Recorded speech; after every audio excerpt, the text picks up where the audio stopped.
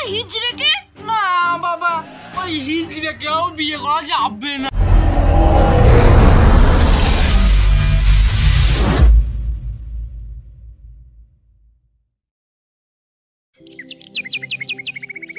সেই কোন সকালবেলা গিয়েছে মাঠে, এখন আসে নাম নেই মিনসের। আবার ফোন করে বলছে এই নিয়ে আসো ওই নিয়ে আসো, ঘরে কি চাল আছে কি ডাল আছে সব দেখাশোনা নাই, শুধু অর্ডার করলেই হয়ে যাবে, এই রান্ধো ওই রান্ধো।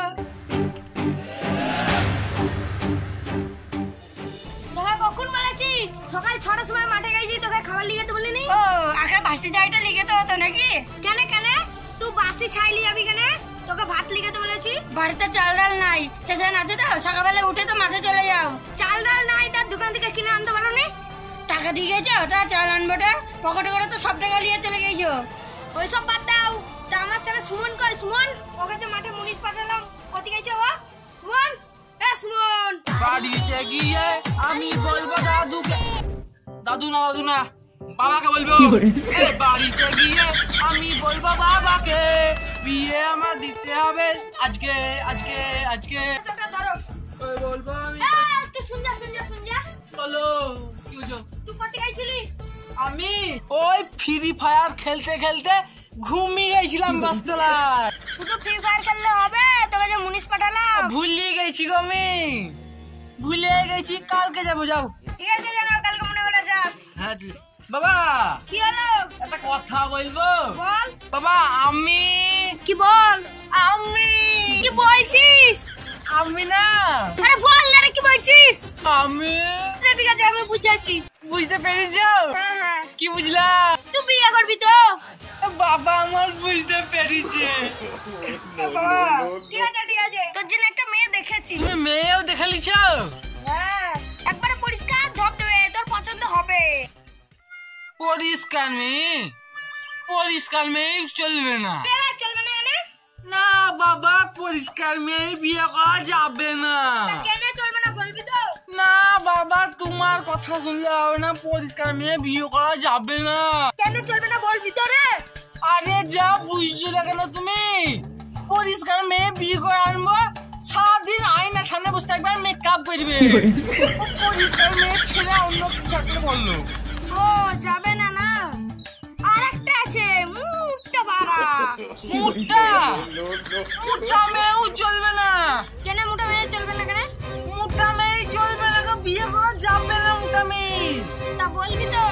কারণ মুটা মেয়েকে টুকটুকি চাপাতে গেলে 4টে জায়গায় একাই নিবে, 4টে ভাড়া লাগবে, কে দিবে? একটা চাল ফাল পেছি না, 4টে ভাড়া দিতে সব চলে যাবে। ও ঠিক আছে। তার একটা মেয়ে আছে পাতলা থিঙ্কিং এ, লম্বা বাড়া। পাতলা মেয়ে? লম্বা? লম্বা মেয়েও চলবে না গো বাবা। কেন চলবে না? লম্বা মেয়ে বিয়ে করা যাবেই না। কেন চলবে না বলবি তো? আরে কি বলছো তুমি? লম্বা মেয়ে দুটো বাচ্চা হওয়ার পরে বকের মতন দেখতে যাবে।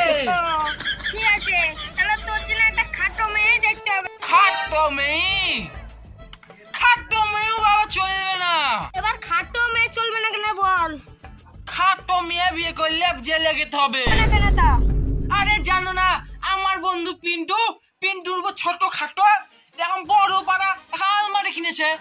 ওর বউটা রোজ উঠতো আর নামতো, লোহার খুলতো আর নামতো। ওইটুকু মেয়ে অত উপরে উঠতো কি করে? আরে যা, উঠার জন্য এখন হাই টুল বানিয়েছিল, হাই টুলে উঠতো আর নামতো। ধরমটা পড়ে গেল, মরে গেল। পিন্টু শ্বশুর বাড়ি থেকে লোক এসে বলছে পিন্টুর বউকে মার্ডার করে দিয়েছে, এখন তো মার্ডার কেস, পিন্টুকে জেলে পাঠিয়ে দিল।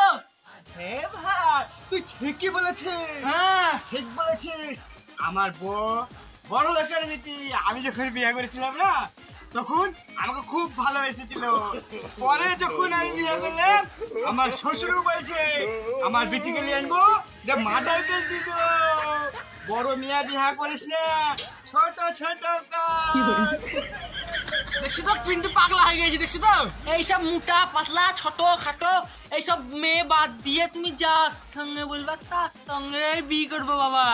হিজড়েকে বিয়ে করবে? হিজড়েকে? না বাবা, ওই হিজড়েকেও বিয়ে করা যাবে না। no.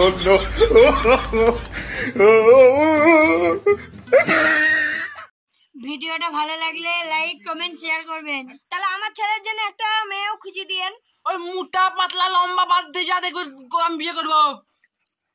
সাবস্ক্রাইবটা করবেন কেন?